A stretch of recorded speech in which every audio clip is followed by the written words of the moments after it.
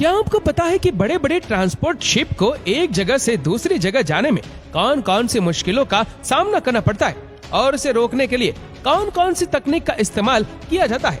तो चलिए जानते हैं उन मुश्किलों और तकनीकों के बारे में।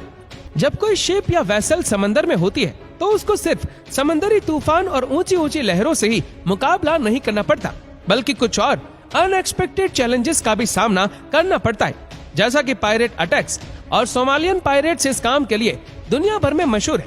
इंटरनेशनल मैरीटाइम ब्यूरो के मुताबिक हर साल शिपिंग इंडस्ट्री को 16 अरब यूएस डॉलर्स का नुकसान उठाना पड़ता है।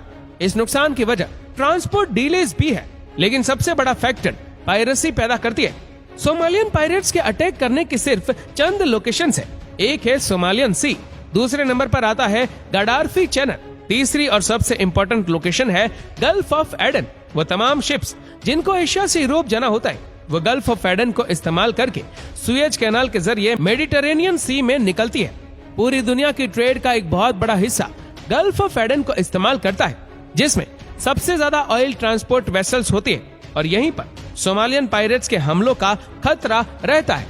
पिछले कई 100 नहीं कई हजार सालों से पायरेसी शिपिंग इंडस्ट्री के लिए एक बहुत बड़ा मसला रही है।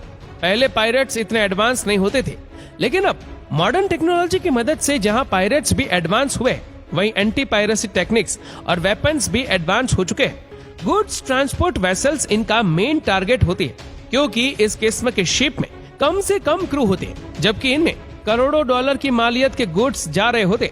ज्यादातर पायरेट्स का टारगेट शिप के क्रू को मारना नहीं, बल्कि वो शिप पर अपना कब्जा जमा कर या कैप्टन को किडनैप कर लेते हैं, या फिर पूरी शिप को हॉस्टेज बनाकर शिपिंग कंपनी से लाखों डॉलर्स की डिमांड करते हैं। ये एक दो नहीं बल्कि कई बोट्स में सवार होकर आते हैं, जिसमें पायरेट्स की तादाद